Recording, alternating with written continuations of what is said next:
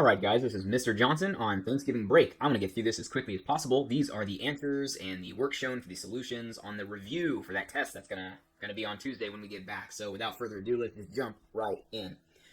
In the diagram below, segments AB and AC intersect line L at points B and C respectively, as shown.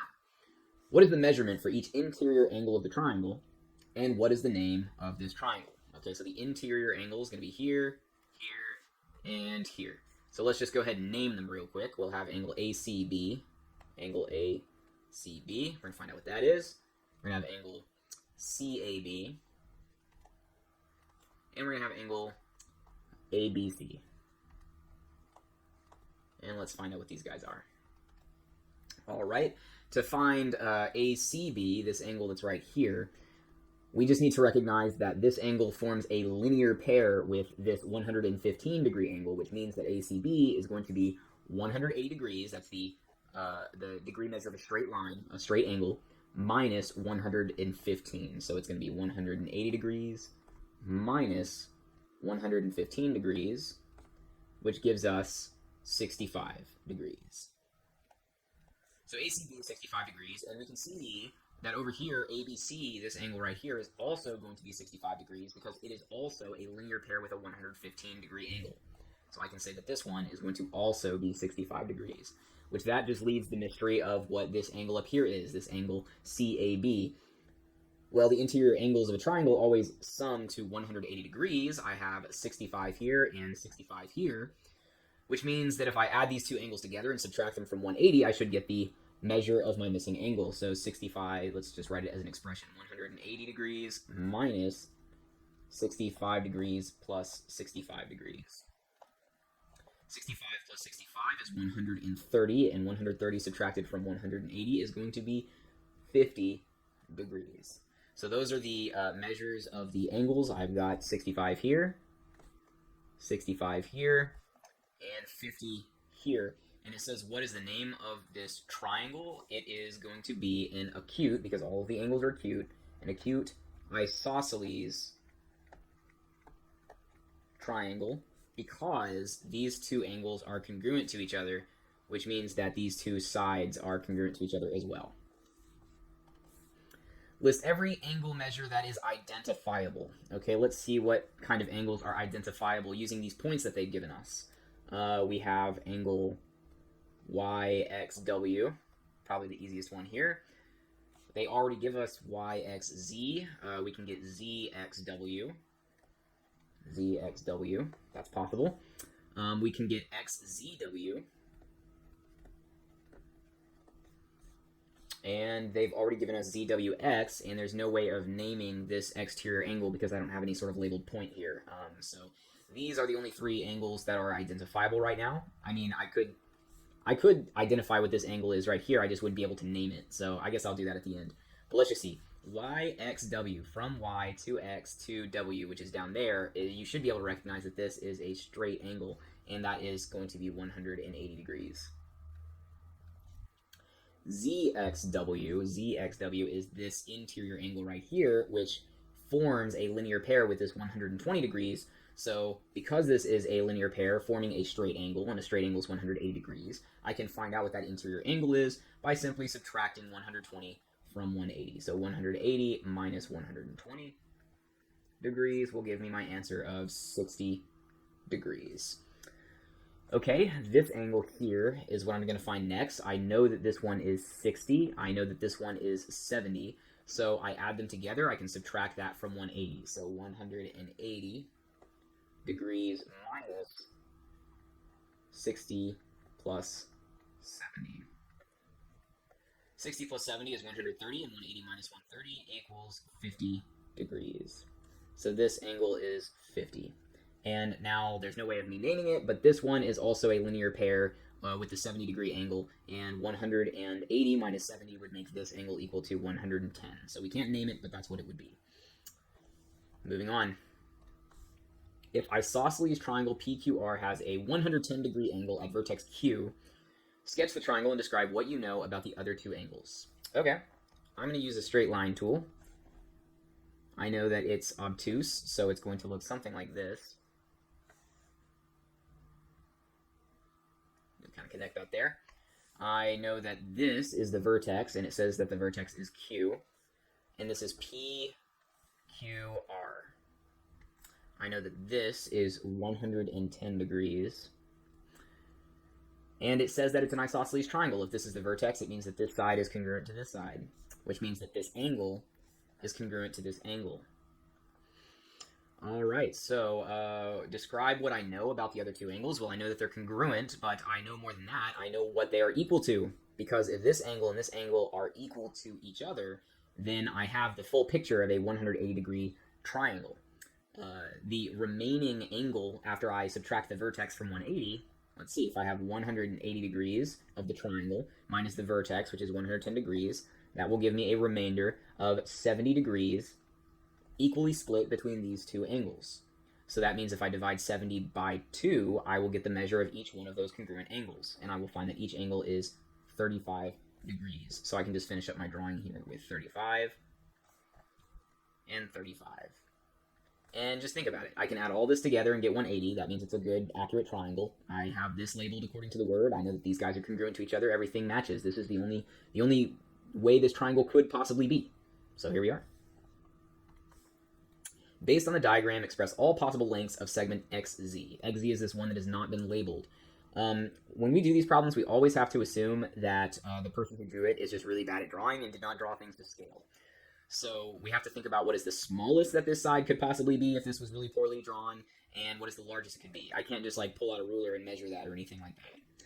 So think about what would happen if you took this side YZ and you just kind of rotated it about point Y, and you just kind of swung it in to where it was laying directly on top of this side. Well, that would mean that if it was swung in, this would be a 16 unit line segment here. So this third side would be the distance between here and here. And what is that distance? Well, that's the difference between 22 and 16, which is 6. So the smallest it could be would be 6. So it's got to be larger than 6. But it's got to be smaller than what? Okay, well, let me grab my eraser and show you. How about instead of swinging it that way, I swing it this way around point Y. And now I've created pretty much a straight line this way, and this is 16 units because I'm just swinging this side outwards. Well, then if I were to try and connect this point, which would be Z prime, this Z, if I were to try and connect this point all the way back to X, what is the largest it could possibly be? Well, it'd have to be smaller than the sum of these two line segments. So 22 plus 16 would be 38. So XZ would have to be between 6 and 38, but not equal to 6 and 38. If it were equal to those numbers, it would be a line segment. It wouldn't actually be a triangle anymore. So that's the range of possibilities. Triangle ABC is isosceles. Angle B measures x degrees. Write an expression that you could use to represent the measure of angle A. Okay, so this isosceles triangle, it tells me that these are the sides that are congruent, which the opposite angles of these sides are also going to be congruent. So this angle will be congruent to this angle, which means that this is angle X. This is also going to be X degrees. So if this entire triangle is 180 degrees on the inside, then what is this angle going to be? Well, it's going to be 180 minus these other two angles. In other words, it's going to be minus X again, or we could just write it's going to be 180 degrees minus 2 times the X. So that is all there is to it. It just wants us to write the expression. There's not really a way to solve it. So this is it. 180 minus 2x. Triangle XYZ is isosceles. The measure of angle X is 68 degrees, and the measure of angle Y is 56 degrees. What is the measure of angle Z? Well, XYZ being isosceles doesn't really have much to do with this problem. We would find it the same way whether it was isosceles or not. I would just find the sum of these two angles and subtract it from 180 because every triangle has an interior measure of 180 degrees. So it's going to be 180 degrees minus this 68 degrees plus this 56 degrees. And that's going to equal my third angle, angle Z. So what's this going to be? 60 plus 50 is 110, 8 plus 6 is 14, so 110 plus 14 is 124, and 180 minus 124, what is that, 56 degrees? I believe that's correct. You can check me with a calculator, but I'm pretty sure it's going to be 56 degrees, and I think that that's accurate because I mean, we can actually check ourselves because it does tell us this is isosceles, and we can see that this angle is 56 degrees, this angle is 56 degrees, so that means that angle Y and angle Z are going to be the base angles of this isosceles triangle, and angle X happens to be the vertex of this isosceles triangle. So I think we're pretty good here. Quadrilateral ABCD is reflected over the line as shown, resulting in quadrilateral WXYZ. Write the congruency statement for each line segment and angle. Okay, so let's just start with ABC. The line segments that I have here are going to be AB, BC, CD, and DA. The angles are going to be A, B, C, and D. So angle A, angle B, angle C, and angle D. Kind of running out of room down here. So I want congruency statements. So I'm not going to put these equal signs. I'm going to come back down and I'm going to put congruency signs with a little squiggle over the top. And I want to see what they're congruent to with respect to this other figure that I've reflected. Okay, so how would this map? If this was the line of reflection here, like it tells us, A would wind up where W is, B would wind up where X is, C would wind up where Y is, D would wind up where Z is. So XB is going to be WX. BC is going to be XY. CD is going to be YZ. DA is going to be ZW. And then we have our angles. Angle A is angle W. Angle B is angle X. C is Y. And D is Z. All right, that covers it. Next question. Quadrilateral ABCD is translated down and left to form quadrilateral WXYZ. If AB is 22 units, so here's 22 units. BC is 12 units, so this one's going to be 12. CD is 10, here's 10. And AD is 9. Obviously, this is not drawn to scale. Name the measurements for all line segments in quadrilateral WXYZ. Okay, since it's just a translation, it means I've just slided. This AB is going to be where this WX is. So this is 22. This one's 12. This one's 10. And this one's 9. So it actually wants me to name them. So let's just go ahead and do that. Segment WX is equal to 22. XY is equal to 12. YZ is equal to 10. And ZW is equal to 9. And that's it. That's the problem. Name each pair of triangles by SAF, ASA, AAS, SSS, or HL. The S stands for sides, the A stands for angles, the H stands for hypotenuse, the L stands for leg. So let's just go through these. What do we have here? Congruency theorems. We've got two congruent angles right here, congruent side, congruent angle. So we have angle, side, angle. We've got angle, side, angle. Okay, the side is between the angles, so this is an ASA problem. Let's look at this one. We've got an angle congruent to this angle. We've got this angle congruent to this angle. And this side congruent to this side. So we have AAS, AAS. We could say SAA, it's the same thing, but AAS is the way that we've been saying it in class. So AAS. The defining factor here is that this side is not in between the angles. If this side was in between the angles, it would be ASA, not AAS. Okay.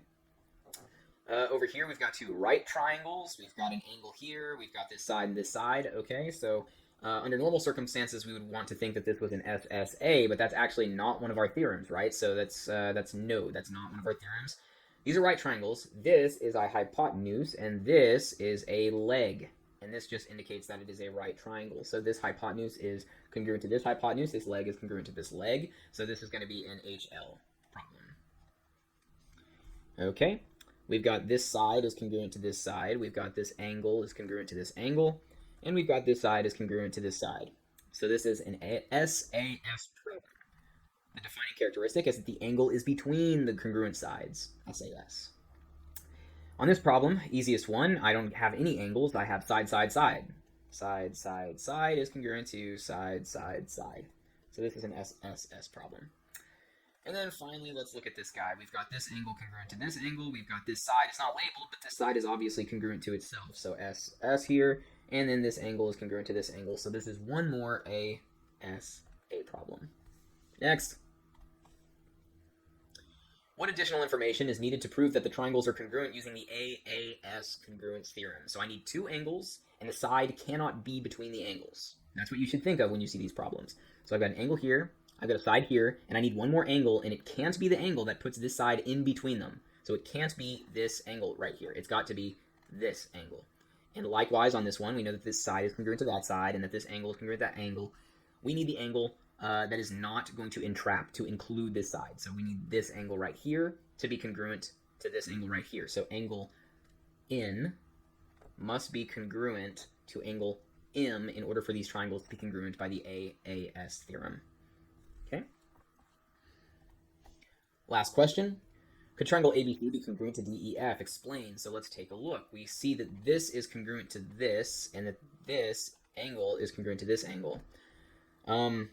The problem is that this 14 unit side is across from this 90-degree angle, but this is next to, adjacent to this angle.